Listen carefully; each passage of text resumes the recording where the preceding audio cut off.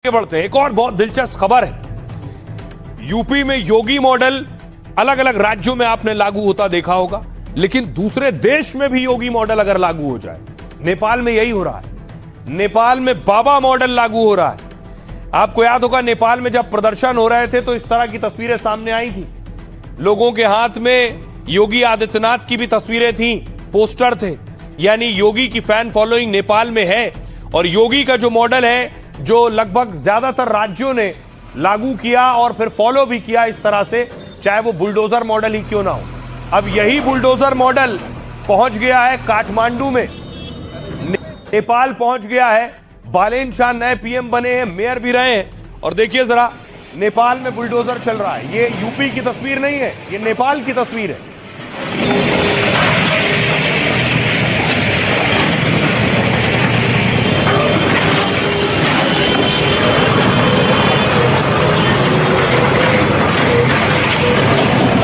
नेपाल की 2 मंजिला इमारत है, अवैध अतिक्रमण पर बुलडोजर चला है। अब एक और तस्वीर दिखाऊं, 2 मंजिला के बाद 4 मंजिला देखिए जरा। 4 मंजिल की इमारत थी, 4 फ्लोर थे और उस पर पोक्लेन मशीन चल रही है।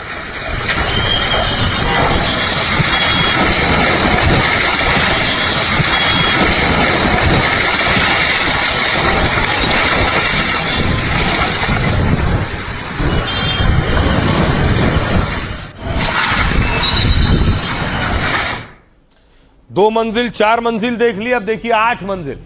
8 मंजिल की इमारत भी तोड़ दी बालेन शाह के बुलडोजर ने।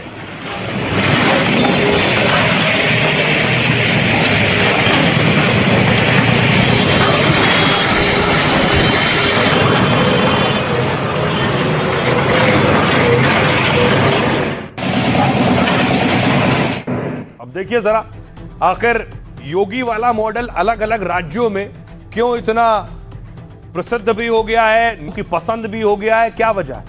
नेपाल के पीएम बालेन शाह योगी आदित्यनाथ की राह पर चल रहे हैं। नेपाल की राजधानी काठमांडू में लगातार बुलडोजर एक्शन हो रहा है।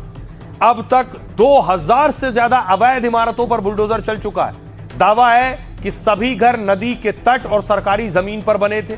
बुलडोजर कार्रवाई के दौरान कई जगह विरोध की खबरें भी सामने आई। ऐसे में प्रदर्शन के दौरान बवाल ना हो, इसकी भी व्यवस्था की गई थी।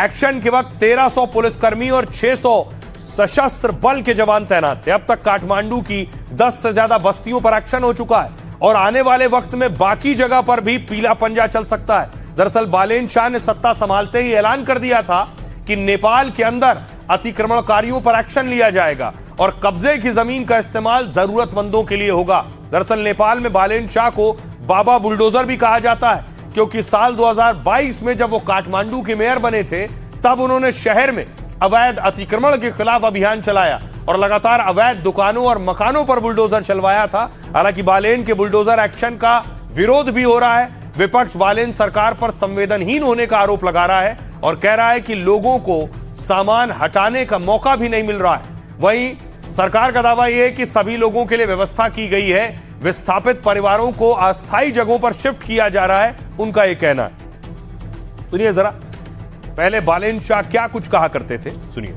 आपके घर का प्लान और नक्शा क्लियर होना चाहिए। आप नगर निगम की बात कर रहे हैं? मैं ये पूछ रहा हूँ कि क्या आपके घर का प्लान सही है? यहाँ इतना नोटिस देने का क्या मतलब है? क्या आपने मुझे 35 दिन के अंदर खाली करने का नोटिस नहीं दिया था? वो सब छोड़ो, ये बताओ कि क्या आपके घर का प्लान साफ है? मैंने इसे खाली कर दिया है। बस फिर आपके घर का प्लान सही किया जा रहा है।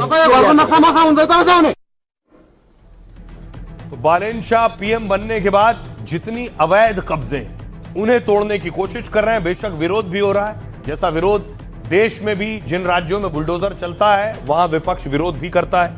एक और तस्वीर बालेन शाह की, लोगों के साथ, लोगों के बीच पहुंचे हैं नेपाल के पीएम।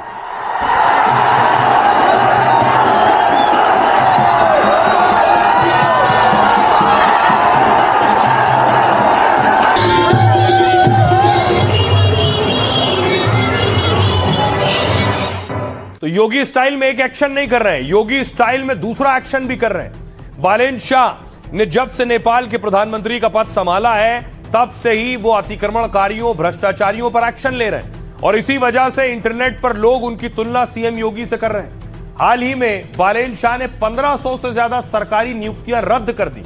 मतलब जो लोग राजनीतिक सिफारिश से नौकरी कर रहे थे उन पर एक्शन हो गया। बालेन शाह ने उन लोगों की नियुक्तियां रद्द करने का ऑर्डर दे दिया है और इसके लिए नेपाल सरकार ने 110 कानूनों में संशोधन किया है और नेपाली राष्ट्रपति पौडेल ने अध्यादेश को मंजूरी भी दे दी। सत्ता में आते ही बालेन शाह ने जैसे ही पहली कैबिनेट मीटिंग ली, उसके 24 घंटे के अंदर ही नेपाल पुलिस फौरन एक्शन में आ गई। एक दिन के बाद ही पूर्व नेपाली पीएम केपी ओली गिरफ्तार कर लिए गए। जेनजी आंदोलन में हिंसा भड़काने के आरोप में गृह मंत्री पकड़ लिए गए। मनी लॉन्ड्रिंग के मामले में पूर्व ऊर्जा मंत्री गिरफ्तार हो गए। साथ ही सिर्फ यही नहीं, जमीनी स्तर पर भी पुलिस एक्शन तेज हो गया है। बिना परमिशन वाली अस्थायी दुकानों, फेरी वालों पर कार्रवाई हुई है। फुटपाथ से अस्थायी दुकानें हटाकर लोगों के लिए खाली कराया जा रहा है। साथ ही युवाओं और जेनजी के हक में भी कई फैसले लिए गए। स्कूलों में सख्ती से 10% स्कॉलरशिप लागू करने का आदेश जारी किया गया है। बालेन शाह का दावा है कि उनकी सरकार सिस्टम को पारदर्शी बना रही है। तो अब योगी मॉडल पर नेपाल भी चल रहा है। आइए खबरों में आगे बढ़ते हैं। अब आपको लिए चलता हूं, एक और नए सीएम बने हैं, वो भी योगी मॉडल पर चल रहे हैं। सम्राट चौधरी। बिहार, ये बदला बदला बिहार है। सम्राट चौधरी दरअसल दिल्ली में थे, गृह मंत्री अमित शाह से मिलने के लिए पहुंचे। वो तस्वीर है।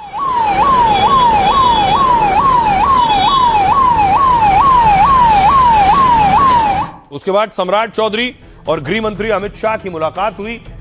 सम्राट चौधरी ने गृह मंत्री को गुलदस्ता भेंट किया और माना जा रहा है कि इस मुलाकात के पीछे मंत्रिमंडल विस्तार है। दूसरी तरफ बिहार देखिए जरा।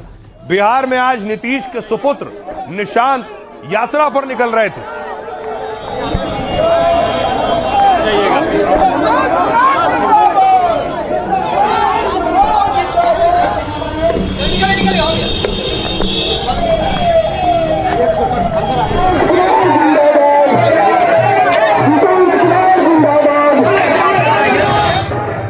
और उसके बाद देखिए निशांत यात्रा के लिए निकले, बाकायदा गाजे बाजे के साथ यात्रा शुरू की गई।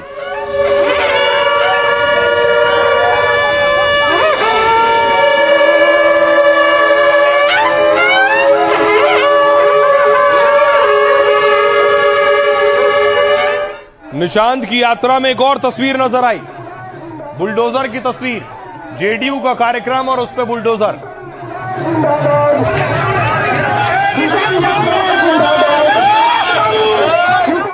अब सवाल यह है कि सम्राट चौधरी मुख्यमंत्री बन चुके हैं, मंत्रिमंडल की शक्ल सूरत बदलने वाली है। क्या फॉर्मूला होगा नई कैबिनेट का? बिहार के मुख्यमंत्री सम्राट चौधरी दिल्ली दौरे पर। दिल्ली में उन्होंने गृह मंत्री से मुलाकात की और माना जा रहा है उन्होंने मंत्रिमंडल विस्तार को लेकर चर्चा की है। सूत्रों की माने तो बीजेपी कोटे से 16 मंत्री बनाए जाने की तैयारी है। 13 पुराने चेहरे बने रह सकते हैं, 3 नए चेहरों को मौका मिल सकता है। जेडीयू से भी बड़े बदलाव के आसार कम है, 2-3 नए चेहरे हो सकते हैं। एनडीए के दूसरे घटक दलों में भी लगभग नाम तय माने जा रहे हैं। दिल्ली रवाना होने से पहले सीएम ने नीतीश कुमार से मुलाकात की थी। खबर है कि दोनों नेताओं के बीच मंत्रिमंडल के फॉर्मूले पर चर्चा हुई। बिहार में बंगाल के नतीजों के बाद 6 मई को कैबिनेट विस्तार हो सकता है। नीतीश के इस्तीफे के बाद सीएम के साथ 2 डिप्टी सीएम ने शपथ ली। सम्राट चौधरी का शपथ ग्रहण समारोह बेहद सादगी से हुआ था और अब भव्य कार्यक्रम की तैयारी है। बीजेपी के बड़े नेता इसमें शामिल हो सकते हैं। सुनिए जरा क्या कुछ कह रहे हैं इस पर सियासतदान। मुख्यमंत्री बनने के बाद अब मंत्रिमंडल गठन होने के पहले सबसे कुछ न कुछ अपनी राय ले रहे हैं, चाहे बोल करके स्पष्ट चाहे अस्पष्ट। और ये बड़ी अच्छी चीज़ है और निर्णय बहुत अच्छा होगा। सिर्फ यही जरूर कहा कि सब लोगों को, सभी समाज के लोगों को, सब क्षेत्र के लोगों को सामंजस्य बैठा करके निर्णय लीजिएगा तो अच्छा होगा। मंत्रिपरिषद का विस्तार तो होना ही है और जहाँ तक माननीय मुख्यमंत्री जी का दिल्ली जाना है तो दिल्ली की यात्रा तो लगी रहती है विभिन्न कामों से। राज्य के विकास के लिए राज्य के जो मुद्दे हैं उन मुद्दों को भारत सरकार के पास रखने के लिए कैबिनेट का विस्तार तो होगा ही ना। मात्र 3 मंत्रिपरिषद में लोग हैं तो स्वाभाविक तौर पर कैबिनेट का विस्तार होना है, हो जाएगा।